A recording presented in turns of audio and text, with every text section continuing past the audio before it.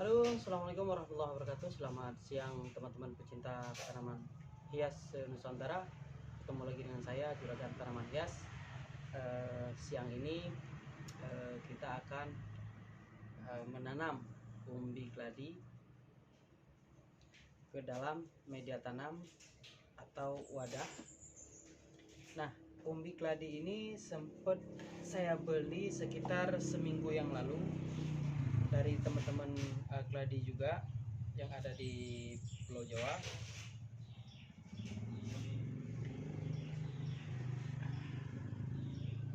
Jadi karena saya nggak sempat menanam, akhirnya ini hanya saya buka dan saya kumpulkan di satu keranjang. Kemudian saya biarkan di bawah rak. Ini sempat terkena hujan, juga sempat terkena matahari, dan akhirnya jadi tumbuh seperti ini. Ini ada beberapa jenis umbi keladi yang saya pesan masing-masing. Ini ada lebih kurang sekitar 3 kg. Dan karena tidak sempat saya tanam, akhirnya saya tempatkan di sini. Hingga hari ini tunas-tunasnya sudah bermunculan seperti ini.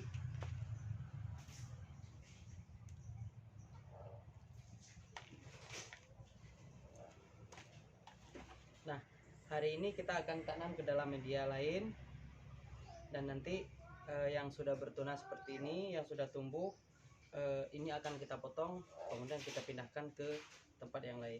Jadi nanti umbi kita pisahkan, tunas yang sudah tumbuh kita potong, kemudian kita pisahkan lagi nantinya. Oke, baik. Yang pertama, racikan media tanamnya seperti biasa. Media tanam yang saya gunakan adalah kompos kelapa sawit. Kompos kelapa sawit ini adalah kompos pelapukan dari batang sawit yang sudah di replanting. Kemudian yang kedua, media tanam yang saya gunakan saya campurkan dengan sekam. Sekam yang saya gunakan seperti biasa adalah sekam yang sudah diendapkan, atau sekam yang paling bawah pada penumpukan sekam-sekam lainnya di pabrik. Nah, jadi kita campurkan dulu media tanamnya. Nah, untuk satu karung kompos kelapa sawit ini saya campurkan dengan setengah karung sekam lapuk. Jadi ini kita tuangkan dulu.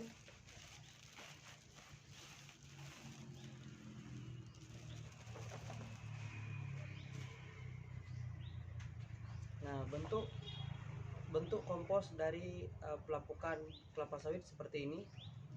Ini warnanya sangat hitam. Kalau teman-teman lihat, ini seperti ini. Ini gembur.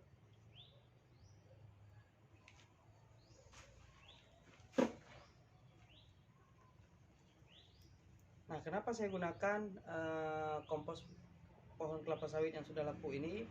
Yang pertama, kandungan nutrisi yang ada di dalam kompos ini lebih baik. Kemudian yang kedua, kompos ini tidak padat. Nah, kemudian kita campurkan dengan sekam. Sekam yang saya gunakan adalah sekam yang sudah lapuk, yang apabila kita genggam seperti ini itu hancur.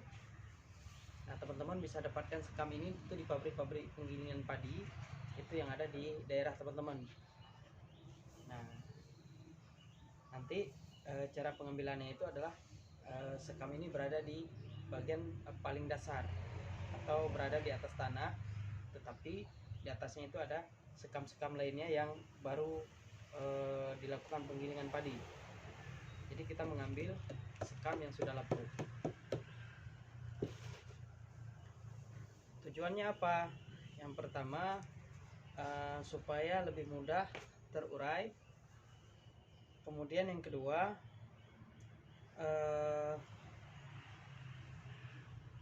tidak berkutu. Nah, biasanya kalau teman-teman menggunakan sekam segar, itu sekitar seminggu atau 2 minggu dalam keadaan lembab, itu teman-teman akan menemukan kutu-kutu kecil. Nah, kutu-kutu kecil itu yang menyebabkan nanti tanaman teman-teman dimakan oleh kutu-kutu kecil tersebut, terutama untuk jenis keladi nih. Kemudian kita aduk, kita campur rata.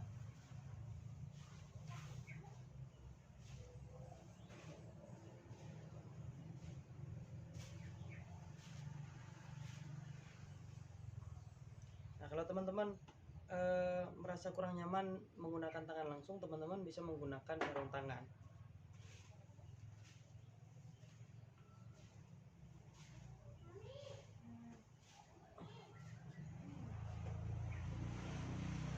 Nah, ini media tanam sudah siap kita gunakan. Jadi sudah tercampur dengan rata. Kemudian kita siapkan wadah. Nah, di sini wadah yang saya gunakan adalah kotak buah dari styrofoam. Nah, teman-teman bisa dapatkan kotak buah styrofoam ini di toko-toko buah sekitar teman-teman. Nah, di sini kan ada bolongnya nih, ada lubang. Nah, lubang ini saya tutup menggunakan dedaunan. Saya di sini menggunakan daun pisang seperti ini. Fungsinya adalah supaya media tanam itu ketika kita lakukan penyiraman itu media tanam tidak jatuh ke sisi-sisi lubang, dan bahkan nanti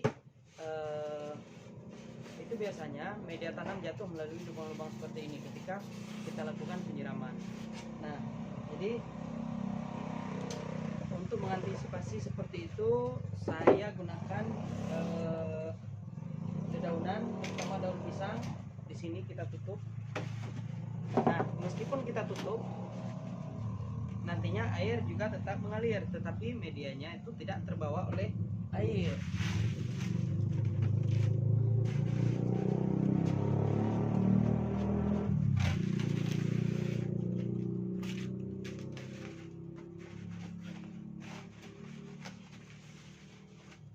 Nah, jadi saya tutup seperti ini aja. Jadi nanti ketika kita lakukan penyiraman itu air tetap mengalir, tetapi medianya tidak terbawa oleh air. Nah, kemudian kita isikan media tanamnya.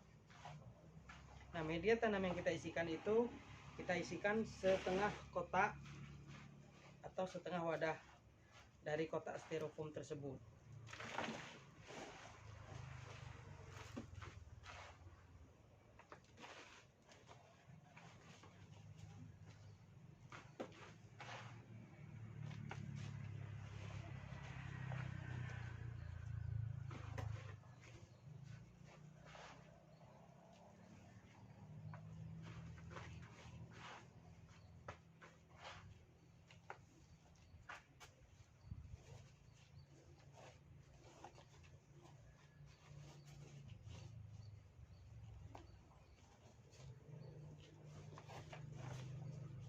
Nah, kira-kira media tanam sudah sebagian atau separuh dari kotak kotak buah ini. Kemudian kita tambahkan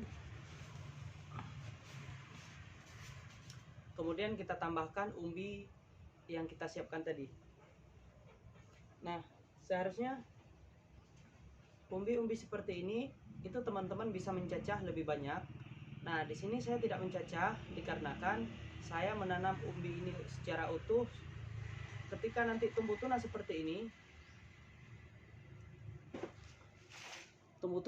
ini, nah itu teman-teman bisa memanen tunas-tunas seperti ini. Jadi nanti yang umbinya tetap utuh, dan ketika ini kita panen, nanti umbinya ini kita tanam kembali dan tumbuh tunas-tunas baru, sehingga nanti umbinya tetap utuh. Nah, kalau teman-teman mencacah, itu biasanya itu setiap cacahan itu akan tumbuh tunas. Nah, biasanya kalau cacahan tersebut sudah tumbuh tunas, itu ada beberapa bagian umbi yang tidak lagi utuh. Nah, jadi ada banyak kekurangan dan kelebihan. Nah, kalau saya lebih suka menanam secara langsung secara utuh seperti ini. Jadi kita letakkan saja seperti ini.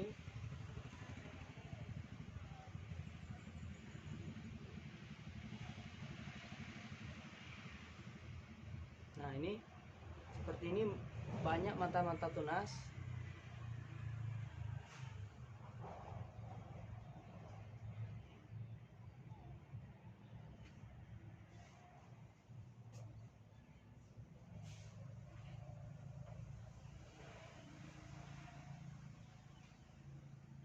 Pada saat kita tanam ini harus hati-hati. Jangan sampai nanti mata tunasnya itu patah yang menyebabkan tumbuhnya mata tunas yang baru itu lebih lama.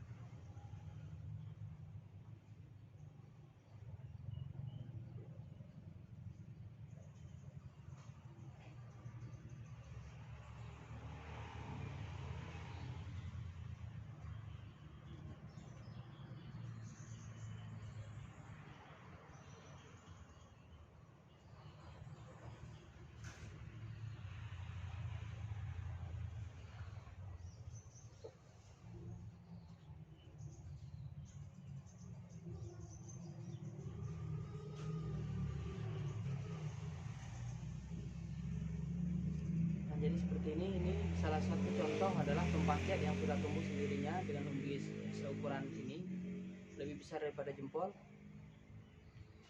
Nah, karena ini tunas bagian umbi ini sudah tumbuh akar, maka ini boleh kita potong saja. Kita potong. Nah, kemudian yang ini yang sudah tumbuh nanti kita tanam ke tempat yang lain.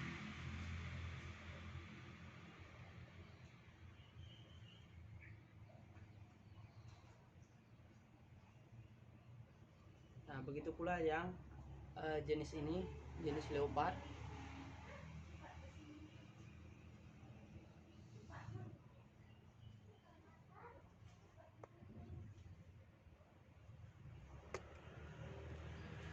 Ini kita potong untuk kita tanam di tempat yang lain. Nah, cara memotongnya itu harus hati-hati agar tidak terputus bagian akar. Jadi kalaupun bagian akarnya utuh seperti ini, ketika kita tanam ulang nanti di tempat yang berbeda, itu tidak sempat stres yang lama.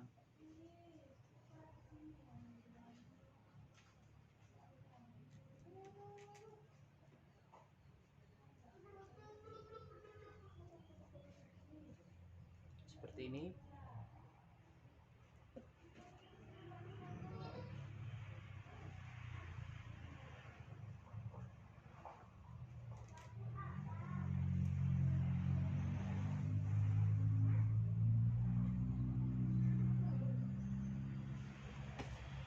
Nah, pada umbi yang sudah kita potong tadi, langsung kita tanamkan saja.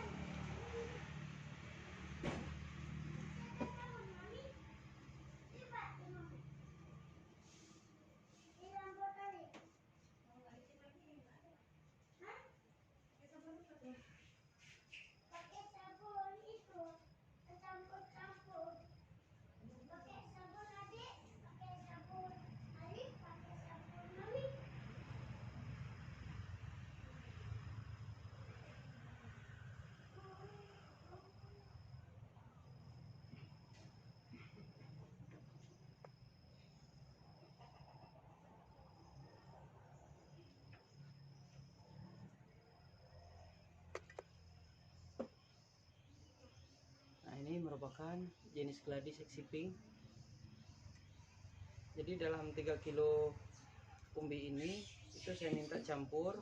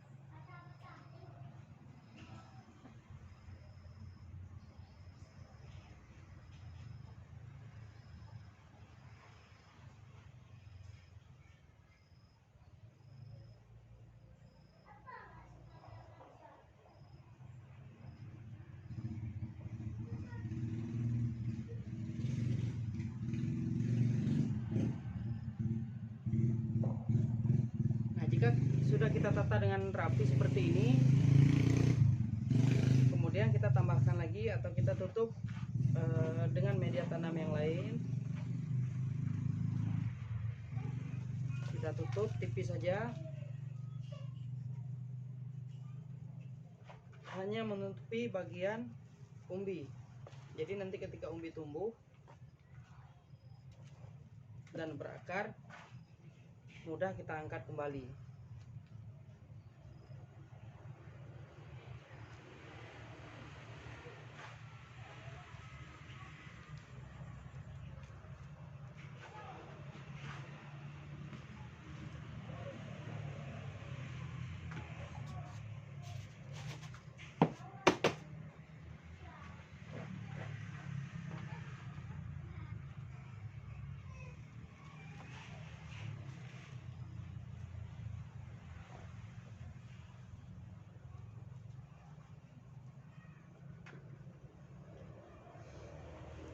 Ini sudah menutupi umbi-umbi, dan jika sudah selesai, nanti kita tempatkan di tempat yang terhindar dari sinar matahari langsung, atau kita tempatkan nanti di tempat yang teduh tetapi cahaya matahari itu masuk. Nah, kemudian untuk penyiraman, teman-teman bisa menyiram secara lembab saja, tidak perlu harus harus berair ya, teman-teman cukup spray aja. Jika dikira bagian atasnya lembab, sudah cukup, karena ada umbi-umbi yang kita potong tadi itu sangat rentan terhadap air yang banyak, atau ketika kita melakukan penyiraman itu rentan busuk. Nah, jadi kita cukup lembabkan saja, karena kita tempatkan di tempat yang teduh 2-3 hari sekali boleh. Teman-teman nanti lihat apakah memang kondisinya itu sudah mengering atau memang masih lembab. Nah, jika masih lembab itu teman-teman tidak perlu menyiram. Nah, kalaupun memang nanti medianya kering, teman-teman boleh menyiram kembali dengan cara spray. Oke, gitu aja teman-teman. Mudah-mudahan ada manfaatnya. Nanti kita ketemu di video lainnya dalam kegiatan lainnya. Ya, mudah-mudahan video ini bermanfaat bagi teman-teman dan kita semua.